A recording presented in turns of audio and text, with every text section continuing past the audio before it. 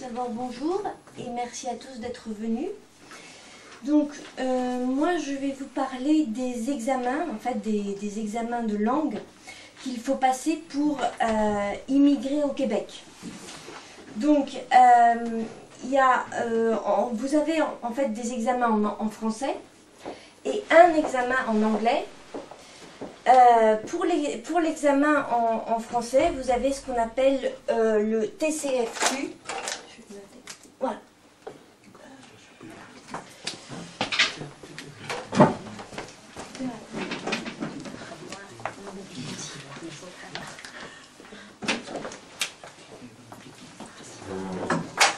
Donc le TCFQ, donc ça c'est pour le français, le TEFAC,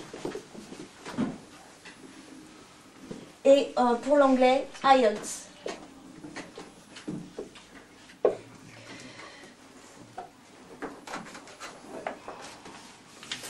Donc, en ce qui concerne le TCFQ, c'est un examen qui dure 45 minutes.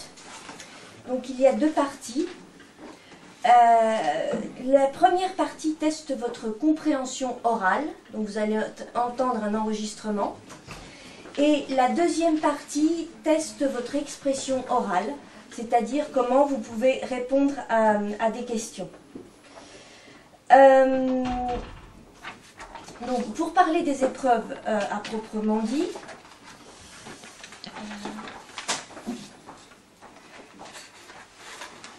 donc l'épreuve de compréhension orale, il faut répondre à 30 questions en 30 minutes. Et ces questions permettent d'évaluer vos capacités à comprendre le français parlé, et en particulier des mots et des expressions courantes dans la vie quotidienne. On teste également votre compréhension des messages et des annonces publiques. Et on teste également votre compréhension, par exemple, des informations à la radio ou des choses même que vous pouvez entendre sur Internet. Donc, en fait, l'épreuve, elle se présente comme ceci. Donc, vous avez un cahier.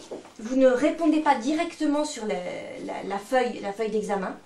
Vous avez un cahier et on va vous faire entendre un enregistrement. Et ensuite, vous cochez la réponse qui vous paraît la plus appropriée.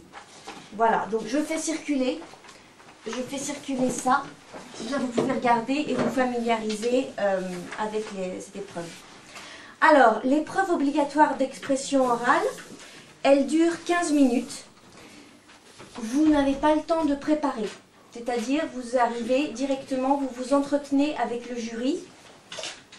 Et généralement, vous devez répondre à 6 questions de difficulté croissante. C'est-à-dire, on va d'abord vous demander de décrire votre environnement proche, par exemple à l'université, au travail,